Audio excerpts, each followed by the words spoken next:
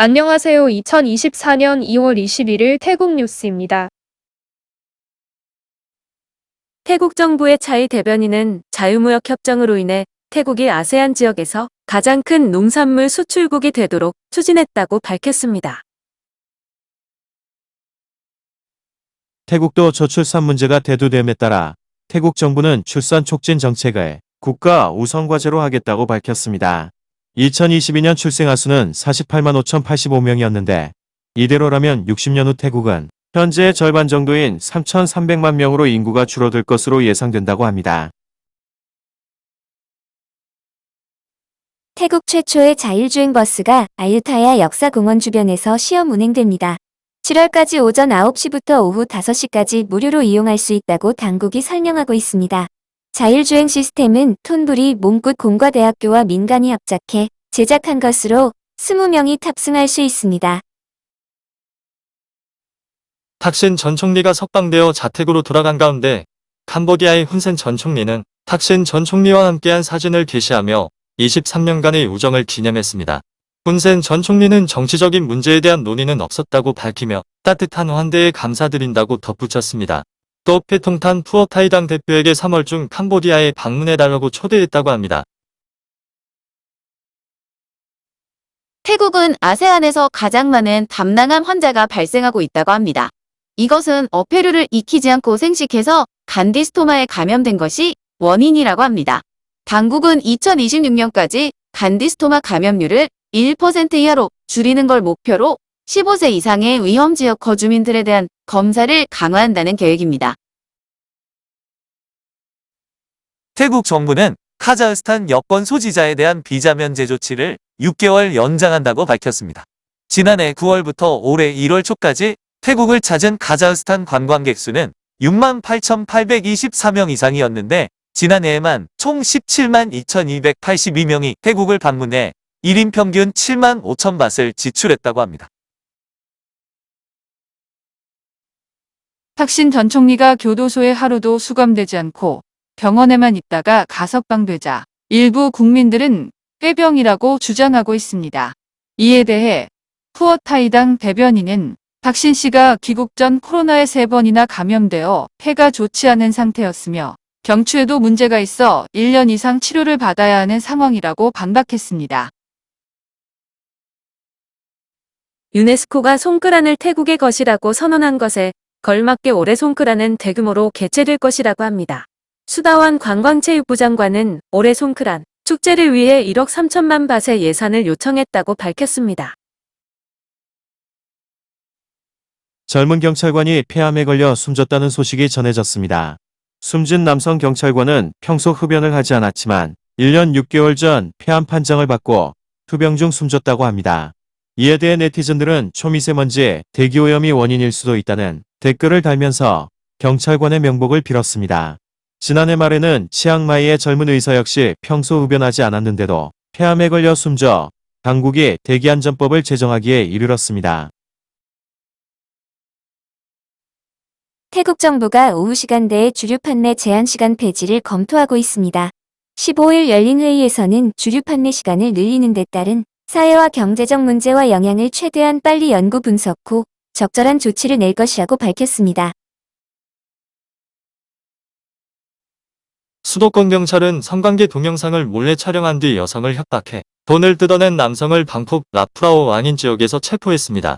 검거된 남성은 약 3개월 전 술집에서 알게 된 여성과 사귀면서 동영상을 몰래 촬영했으며 여성에게 돈을 빌려주지 않으면 동영상을 인터넷에 퍼뜨리겠다고 협박해 25만 바트를 뜯어냈다고 합니다. 사업주가 직원 채용 시 범죄 이력을 인터넷으로 확인할 수 있는 서비스가 제공됩니다.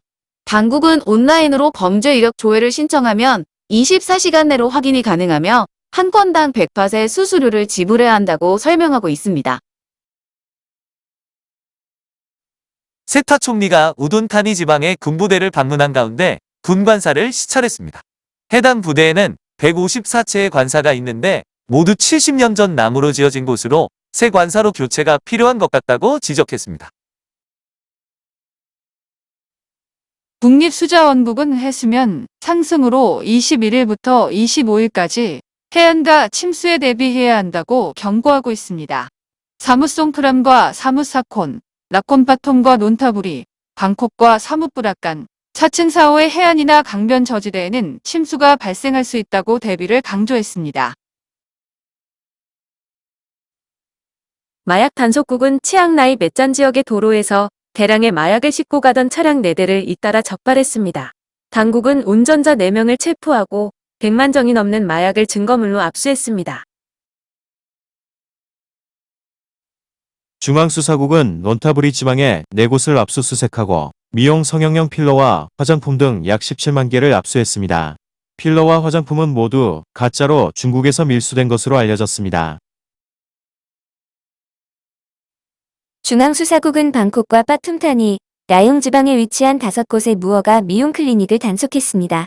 경찰은 의사 1명을 포함해 6명을 체포했는데 이 중 4명은 의사 면허가 없는 상태에서 주사 등을 놓는 의료행위를 했다고 합니다. 지난해 4분기 태국의 GDP가 전년 동기 대비 1.7% 증가했지만 전기 대비로는 0.6% 감소했습니다. 전년 동기 대비 민간 소비는 7.4% 증가, 민간 투자가 5% 증가, 공공 투자가 20.1% 감소, 수출이 4.9% 증가했습니다. 2023년 연간 GDP는 1.9% 증가했지만 전년의 2.5%보다는 줄어든 수치였습니다.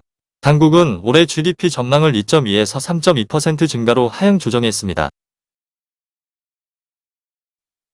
경찰은 금은방에서 2만 바 상당의 부적을 훔친 알제리 남성을 프라나콘 지역에 위치한 호텔에서 체포했습니다.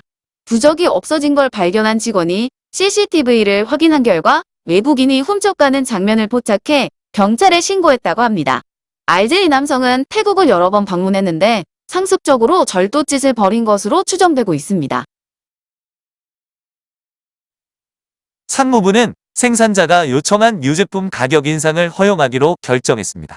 병이나 팩에 들어간 우유 제품 중 225ml 용량의 제품은 0.5밭, 1리터 제품은 2.5밭 인상될 예정입니다.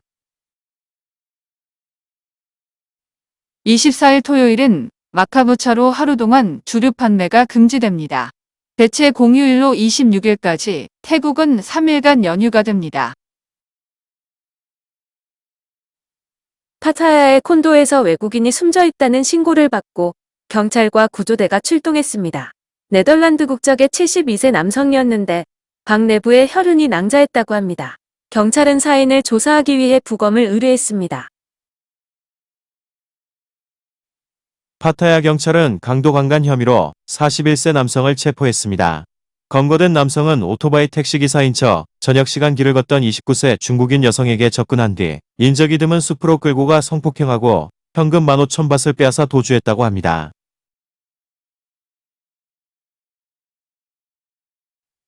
오늘도 시청해주셔서 감사합니다.